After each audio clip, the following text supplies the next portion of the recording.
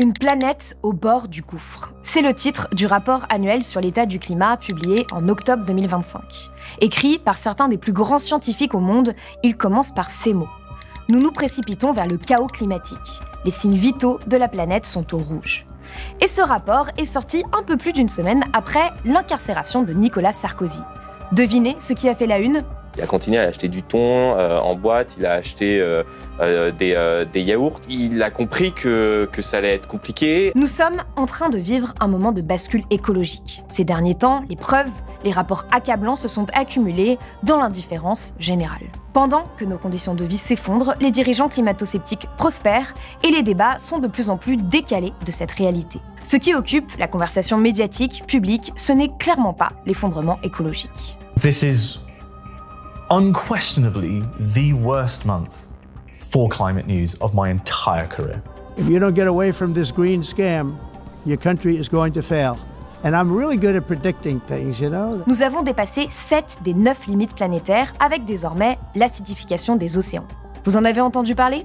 Alors ce soir, on fait un grand débat qui passionne sur les réseaux sociaux. Peut-on dire qu'on aime la France sans passer pour un facho en 2025 ? Le réchauffement climatique menace la santé humaine à des niveaux sans précédent et l'inaction climatique est responsable de millions de morts.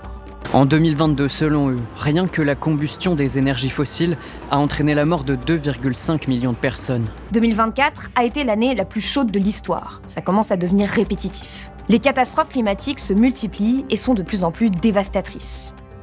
Un super typhon vient de frapper les Philippines avec des vagues géantes. Le premier point de bascule climatique a été atteint, avec le dépérissement généralisé des coraux, dont dépendent près d'1 milliard de personnes. Hey Neil, can you take this cup to the sink for me?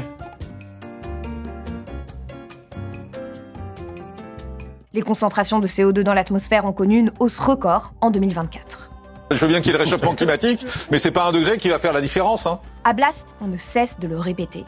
Ce dont il est question ici, ce ne sont pas de simples chiffres, des courbes inquiétantes ou des acronymes incompréhensibles, mais de vie humaine. Et cela mérite un tout autre traitement médiatique et politique. Je suis atterrée de voir qu'on ne parle plus de climat. C'est un non-événement. Où ça, on n'en parle plus ? Mais partout. Mais vous voyez, c'est complètement disparu du débat public. Alors que les négociations internationales sur le climat de la COP30 s'ouvrent au Brésil, je vous propose donc de prendre de la hauteur et de faire le point. Où en sommes-nous ? Quel est l'état d'urgence actuel ? Que peut-on attendre de ces négociations alors que les États-Unis ont sombré dans le climato-dénialisme et que les États et les entreprises reculent dans leurs engagements climatiques ? Réponse dans cette nouvelle émission Écologie pour Blast.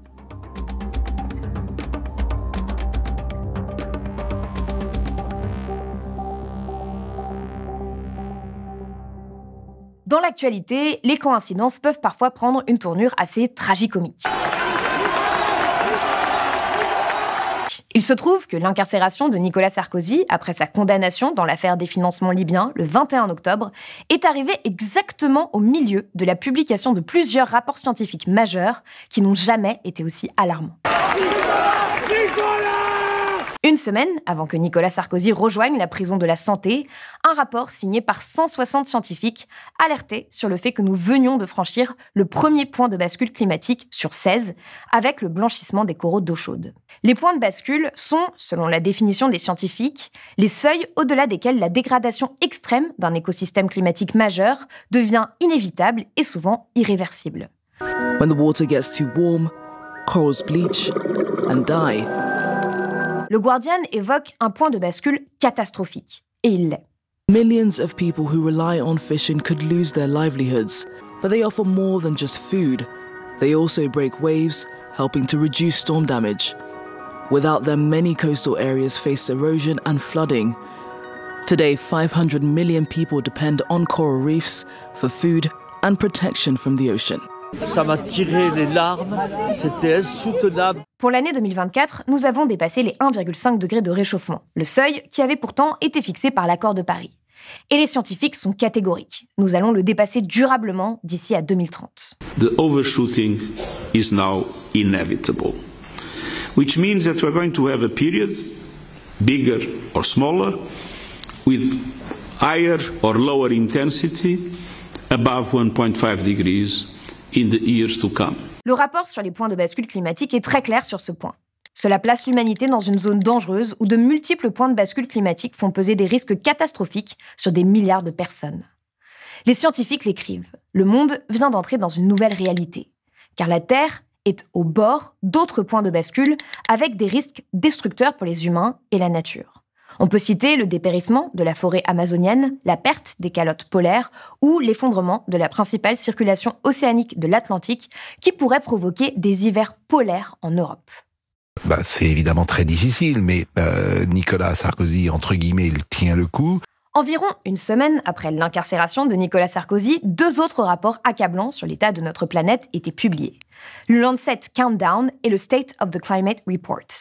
Le 29 octobre, pour la toute première fois, le Lancet Countdown, un rapport publié chaque année par une centaine de chercheurs internationaux, nous donnait des estimations précises de la mortalité liée aux conséquences du réchauffement climatique, comme les vagues de chaleur, les feux de forêt ou encore la pollution atmosphérique. 12 des 20 indicateurs de suivi des menaces sanitaires liées au climat ont atteint des niveaux jamais connus auparavant. Ce rapport marque un tournant, puisqu'il montre à quel point le climat est devenu un déterminant central de la santé mondiale, comme le souligne Anne Sénéquier, chercheuse à l'IRIS et co-directrice de l'Observatoire de la santé mondiale de l'IRIS.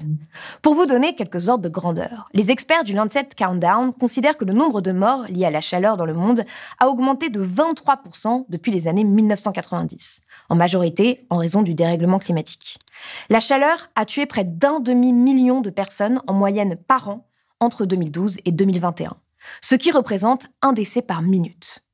C'est la première fois que les experts estiment aussi précisément le nombre de morts liés à la chaleur et déterminent que les vagues de chaleur causent désormais plus de décès que n'importe quel autre risque météorologique, comme les inondations ou les tempêtes. Sur la question de l'impact sanitaire de la pollution de l'air, 2,5 millions de morts sont provoqués tous les ans par la combustion continue d'énergie fossile. Les femmes et les enfants sont surexposés. C'est avec un drone que le phénomène est encore plus visible. À New Delhi, impossible de voir ne serait-ce qu'à quelques mètres. Si nous restons dépendants des combustibles fossiles, les systèmes de santé et les infrastructures seront bientôt débordés, mettant en péril la vie des 8 milliards d'habitants de la planète, explique Nadia Amélie, coprésidente du groupe de travail numéro 4 du Lancet Countdown. The main finding that comes from this year's report is that delays that we've seen so far in taking action on climate change have already claimed life and are claiming millions of lives every year worldwide. Le changement climatique et l'extinction de la biodiversité sont désormais à l'origine d'une crise sanitaire mondiale. Et les systèmes de santé ne sont pas prêts. Selon les chercheurs, seuls 4 pays sur 10 disposent d'un plan d'adaptation santé-climat. En Europe, la France est citée parmi les pays en retard dans la protection des travailleurs exposés à la chaleur. Chaque tonne de CO2 émise aujourd'hui façonne la santé d'un enfant à naître demain. Nous devons comprendre que protéger le climat, c'est protéger nos corps, nos enfants et nos sociétés. Résume Mariana Romanello, chercheuse à l'University College de Londres et principale coordinatrice du Lancet Countdown. Preuve du décalage absurde et brutal dans lequel nous vivons en permanence, la veille de la publication de ce rapport, une start-up lancée en grande pompe, Neo. Un robot humanoïde qui coûte 20 000 € pour faire le ménage, vider le lave-vaisselle ou encore ouvrir la porte à vos invités. Le tout à 2 à l'heure.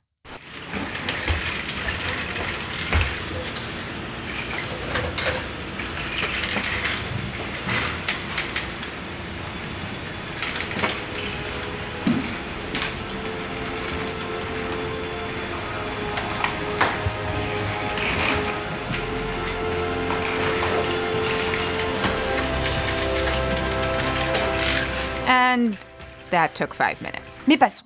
L'autre rapport, sorti le 31 octobre, est celui avec lequel j'ai commencé cette vidéo. Il s'intitule « Une planète au bord du gouffre » et a été écrit par de célèbres scientifiques, comme le climatologue Michael Eman, qui a inspiré le personnage de Leonardo DiCaprio dans Don't Look Up, ou encore Johan Rockström, l'homme qui a établi le concept des 9 limites planétaires. Ces limites à ne pas franchir, au risque de déstabiliser l'ensemble du système Terre de manière irréversible et de sortir de ce qui a été établi comme un espace sûr pour l'humanité.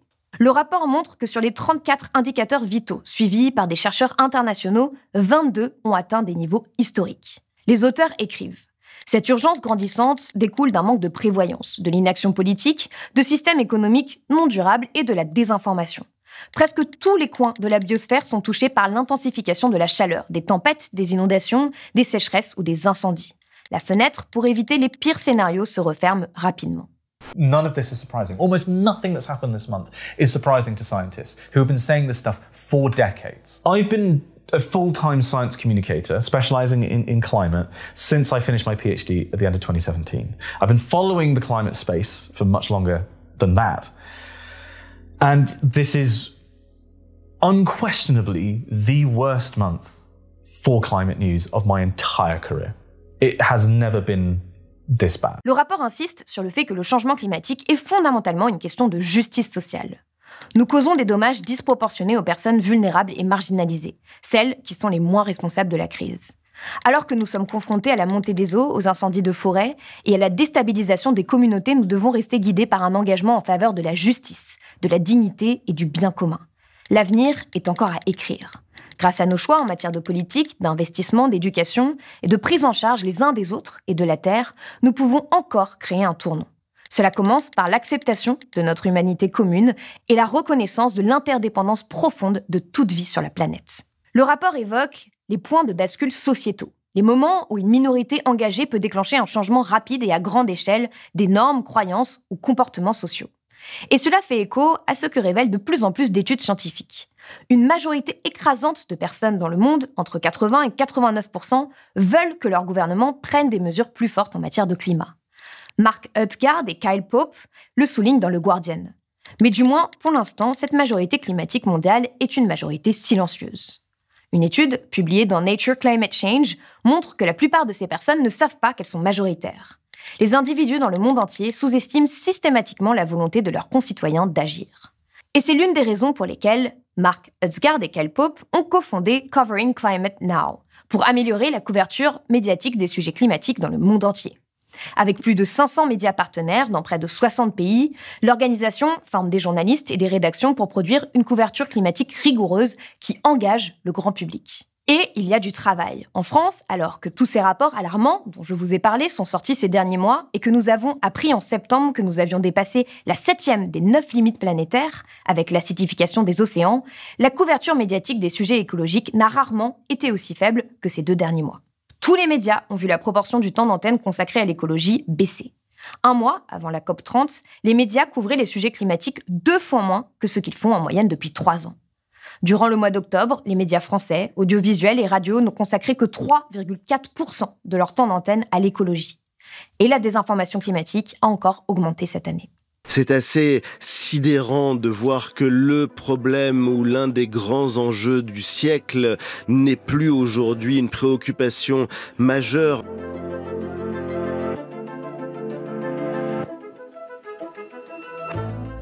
Cela fait des années que l'on entend à chaque COP que cette COP-ci sera la COP de la dernière chance. Ce qui veut à la fois tout et rien dire. Une chose est sûre, plus le temps passe, plus l'urgence est vitale. Surtout que cette année, le contexte géopolitique a changé, avec notamment le retour de Donald Trump à la Maison-Blanche et le retrait des États-Unis de l'accord de Paris. Withdrawal from the Paris Climate Treaty. Mais aussi les reculs environnementaux en Europe. Donald Trump a même décidé de ne pas envoyer de délégation ni de représentants officiels à la COP30. Depuis qu'il a été élu en 2024, il a mis son administration au pas avec l'embauche de 3 scientifiques climato-sceptiques dans son gouvernement, la publication d'un rapport qui remet en cause le consensus scientifique autour de la question. Enfin, il a interdit à son administration l'utilisation de certains mots comme décarbonation, énergie propre, empreinte carbone ou encore transition énergétique. Or, les États-Unis sont le 2e plus gros émetteur mondial de CO2 et le 1er producteur de pétrole. This climate change, it's the greatest con job ever perpetrated on the world, in my opinion. All of these predictions made by the United Nations and many others, often for bad reasons, were wrong. They were made by stupid people. If you don't get away from this green scam, your country is going to fail. Face à cela, la présidence brésilienne aimerait envoyer un signal d'unité et de volontarisme. Nous voulons voir s'il est possible d'inaugurer une nouvelle phase de la COP. Assez parlé, il est temps de passer à l'action. Nous avons déjà atteint les plus 1,3-1,4 degrés de réchauffement par rapport à l'ère pré-industrielle. Et le monde continue à brûler toujours plus de pétrole, de gaz et de charbon. Ce qui a conduit à une augmentation de 2,3% des émissions de gaz à effet de serre en 2024. Selon les dernières données publiées par l'Organisation météorologique des Nations Unies, la concentration de CO2 a connu en 2024 sa plus forte hausse dans l'atmosphère depuis le début des mesures en 1957. 10 ans après l'accord de Paris qui avait suscité tant d'espoir pour limiter l'augmentation de la température moyenne mondiale bien en dessous de 2 degrés par rapport au niveau pré-industriel et d'essayer de la contenir à 1,5 degré, c'est la douche froide. Je n'entends pas d'objection. L'accord de Paris pour le climat est accepté. Les scientifiques nous disent qu'il sera impossible de limiter le réchauffement à 1,5 degré. Selon les dernières données de l'ONU, les engagements des pays en matière de climat, s'ils sont respectés, dirigent le monde vers un réchauffement entre 2,3 et 2,5 degrés, c'est-à-dire très au-delà de ce que vise l'accord de Paris. Si les politiques actuelles se poursuivent, le monde pourrait se réchauffer de 2,8 degrés d'ici à la fin du siècle. Alors, on pourrait se dire qu'il y a un peu de mieux, puisqu'il y a 10 ans, les projections établissaient un réchauffement encore plus catastrophique de plus de 4 degrés Celsius par rapport à l'ère pré-industrielle. Ce qui montre que les COP n'ont pas été totalement inutiles, puisqu'elles ont obligé les pays à mettre à jour leurs engagements et à essayer de les respecter. Les émissions augmentent moins vite que s'il n'y avait pas eu de mesures et de négociations. Est-ce que c'est suffisant pour autant ? Absolument pas. Ce qui est intéressant avec les COP, c'est que personne ne comprend ce que c'est, on ne comprend pas ce qu'on y fait, on ne sait pas qui sont les gens qui nous représentent. Par contre, ce qu'on sait, c'est qu'à la fin, il n'y a rien qui a changé. Ce qui est inquiétant, c'est que cette année, les pays devaient remettre de nouvelles feuilles de route, plus ambitieuses, comme le prévoit l'accord de Paris, tous les 5 ans. Beaucoup espéraient un tournant qui ne s'est pas matérialisé.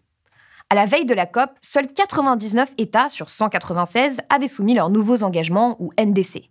Alors que la date limite avait été fixée en février, elle a dû être sans cesse repoussée. Une procrastination qui donne une idée du sens actuel des priorités. Si les plans climat soumis jusqu'alors induisent pour la première fois une baisse des émissions dans les 10 prochaines années, ils ne sont pas assez ambitieux pour contenir le réchauffement climatique autour de 1,5 degré. Les nouveaux engagements des États devraient permettre de réduire les émissions mondiales d'environ 10 à 15% d'ici à 2035, comparé à 2019. Vous vous souvenez du rapport sur les points de bascule ? Son auteur principal, Tim Lunton, considère que cela exige une action immédiate et sans précédent de la part des dirigeants de la COP30 et des décideurs politiques du monde entier. Le rapport Lancet Countdown insiste aussi. Chaque mesure climatique est aussi une mesure de santé publique. Réduire la dépendance aux énergies fossiles sauverait jusqu'à 1 million de vies par an, simplement grâce à l'amélioration de la qualité de l'air. Pourtant, les intérêts privés continuent de primer sur l'intérêt général. La recherche le montre. Le subventionnement des combustibles fossiles est disproportionné par rapport au financement de la lutte contre le changement climatique. Nous continuons à subventionner massivement l'utilisation de combustibles fossiles. En fait, nous subventionnons notre propre effondrement. Les gouvernements ont dépensé 956 milliards de dollars en subventions nettes aux combustibles fossiles en 2023, soit plus du triple du montant annuel promis pour soutenir les pays vulnérables face aux effets du changement climatique. 15 pays ont dépensé plus pour subventionner les combustibles fossiles que pour l'ensemble de leur budget national de la santé. Dans le système économique tel qu'il est organisé aujourd'hui mondial, il n'est pas possible de lutter contre le changement climatique. Ça, c'est un fait. Les multinationales et les lobbies nous enferment dans une dépendance aux énergies fossiles sans que jamais les citoyennes et les citoyens n'aient leur mot à dire. Et la tendance ne fait que s'accentuer. Plus de 600 infrastructures d'extraction de pétrole, de gaz, de charbon capables de générer chacune plus d'1 milliard de tonnes de CO2. Ces bombes carbone mettent à mal les objectifs fixés par la communauté internationale pour contenir le réchauffement climatique. Si en fait l'intégralité de ces projets voit le jour, ils représentent plus de 11 fois notre budget carbone. Donc notre budget carbone, c'est la quantité de CO2 maximale à jamais qu'on peut émettre si on veut rester sous les 1,5 degrés de réchauffement climatique. Rappelons ici qu'au moment des négociations climatiques internationales de la COP 1 en 1995 à Berlin, 11 lobbyistes des énergies fossiles étaient présents. Ils étaient 503 à la COP 26 à Glasgow en 2021. 636 à la COP 27 à Sharm el-Sheikh en 2022, puis 2456 à la COP 28 à Dubaï en 2023 et enfin 1779 à la COP 29 en Azerbaïdjan. Des lobbyistes du tabac ne viendraient pas à une convention sur la santé et les marchands d'armes ne peuvent pas promouvoir leurs produits à une conférence pour la paix, ont déploré les ONG qui ont mené l'enquête. La COP28, qui avait lieu à Dubaï, a été la première conférence internationale à mentionner toutes les énergies fossiles dans son accord final en 2023 et à établir un accord de transition hors du charbon, du pétrole et du gaz qui ne s'est absolument pas concrétisé. Je ne sais pas si l'on réalise pleinement l'aberration que cela représente, alors qu'environ 80% des émissions mondiales de gaz à effet de serre associées à l'utilisation de l'énergie proviennent du CO2 dégagé dans l'atmosphère par la combustion d'énergie fossile. On entend souvent que les COP ne servent à rien, puisque les émissions de CO2 continuent d'augmenter. Mais le premier objectif des COP est de faire avancer le droit international pour lutter contre le dérèglement climatique, de créer une collaboration entre les pays. Ce sont des processus longs. Les COP ne sauvent pas le climat, mais elles restent importantes. C'est ce que m'expliquait Ami Dahan il y a 4 ans sur Blast. Alors pourquoi est-ce que les COP ne parviennent pas à réduire nos émissions ? Non, mais parce que les COP ne peuvent pas réduire les émissions. Les COP sont des sortes de chambres d'enregistrement de ce qui se passe dans le monde. Ça donne un écho de l'état des choses, mais ça ne donne pas véritablement de direction. C'est de toute façon ce qui nous reste avant de se faire la guerre. Les 191 pays qui sont réunis à Belém au Brésil du 10 au 21 novembre ont donc pour mission de continuer à avancer sur des fronts climatiques majeurs. La réduction des émissions de gaz à effet de serre, la sortie des énergies fossiles ou encore les financements climatiques pour aider les pays les plus vulnérables et les moins responsables à faire face aux effets du dérèglement climatique. Pour Lula, la lutte contre les inégalités est indissociable de la lutte contre le changement climatique. À la COP29, les pays développés, responsables historiques du réchauffement climatique, s'étaient engagés à verser 300 milliards de dollars par an aux pays en développement à l'horizon 2035, ce qui avait été considéré comme très en dessous des attentes et des besoins. Le Brésil compte d'ailleurs mettre ce sujet sur la table et y ajouter d'autres dossiers très peu évoqués jusqu'alors. La déforestation, la taxation des plus riches et des multinationales fossiles, ou encore la nécessité de reconnecter les négociations climatiques avec la vie réelle des populations. Tous les secteurs économiques, la politique, la géopolitique, tout est touché par le réchauffement climatique. Donc, c'est pas simple, c'est pas avoir un résultat qui va impressionner le monde. Il faut, je crois, vraiment qu'on puisse prouver que dans plusieurs domaines, nous avons des progrès importants et que c'est faisable. L'enjeu de cette COP est tout simplement celui de la survie de l'accord de Paris signé en 2015, en clair, de sauver l'action mondiale pour le climat qui n'a jamais été aussi fragile. Pour André Correa do Lago, le président de la COP30, celle-ci doit montrer que le multilatéralisme fonctionne. Il veut faire de cette COP celle de la mise en œuvre et de la vérité. Un moment de vérité donc pour savoir si les États se décideront enfin à agir pour éviter le pire et garder une planète habitable, ou s'ils se laisseront entraîner par le déni des États-Unis de Trump ou encore de l'Argentine de Milei.